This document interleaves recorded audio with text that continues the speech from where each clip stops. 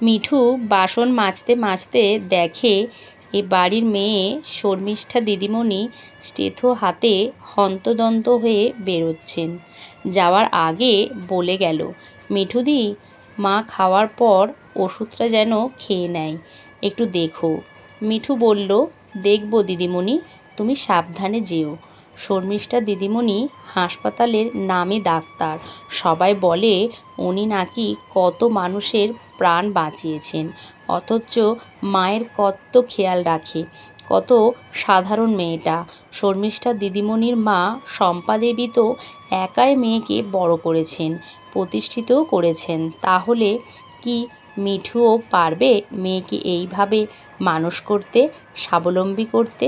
খুব ইচ্ছে হয় মিঠুর। মেয়ে নীলিমাকেও অনেক লেখাপড়া শেখাবে, বড় মানুষ তৈরি করবে।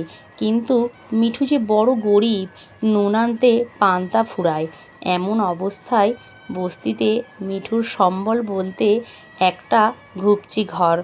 গরমে ঘুম আসে না রাতে, বৃষ্টি হলে ফুটো প্লাস্টিক দিয়ে জল ঢেলে ঢোকে ঘরে। আর ঝড় হলে তো মা মেয়ে দুজনেই জেগে কাটায় দুশ্চিন্তায়। মিঠুর বিয়ে হয়েছিল বছর 8 আগে অতুলের সাথে। কন্যা সন্তান জন্ম দেওয়ার অপরাধে শ্বশুরবাড়িতে শুরু হয় অশান্তি। আর এদিকে স্বামীও অন্য নারীর সঙ্গে পড়ে গেছে ততদিনে। তাই শ্বশুরবাড়ি ছেড়ে মিঠুকে ফিরে আসতে হয় মায়ের কাছে এই বস্তিতে। তারপর মিঠুর মায়ের মৃত্যুর পর ছোট্ট নীলিমাকে নিয়ে মিঠুর সংসার। অনেকে বলেছে, যৌবন আছে, বিয়ে করো আবার, এইভাবে নিজের জীবন শেষ করিস না।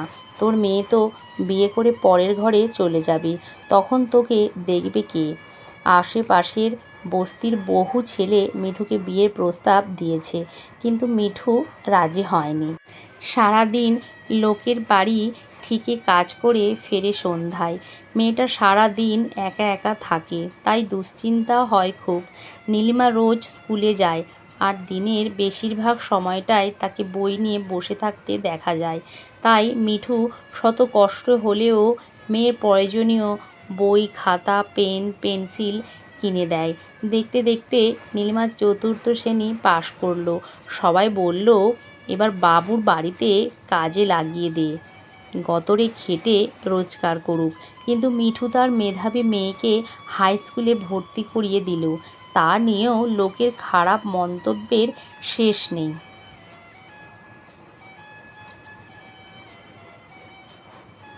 এরপর কেটে গেছে অনেকগুলো বছর। নীলিমাও বড় হয়েছে, অনেক লেখাপড়া করেছে।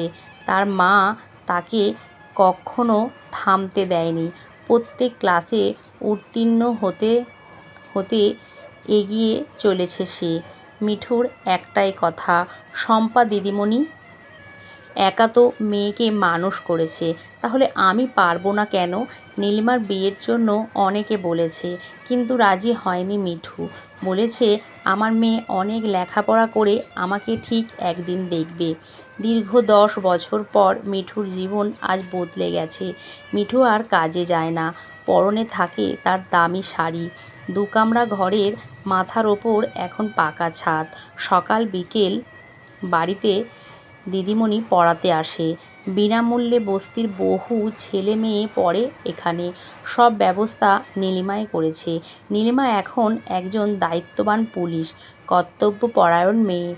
খারাপ মন্তব্য করা লোকগুলো আজ চুপ হয়ে গেছে। যারা বলেছিল মিঠুর মেয়ে তাকে দেখবে না, মিঠু আজ যোগ্য জবাব দিয়েছে তাদের। আসলে মানুষ চেষ্টা করলেই পারে সমস্ত বাধা পেরিয়ে নিজের স্বপ্ন পূরণ করতে।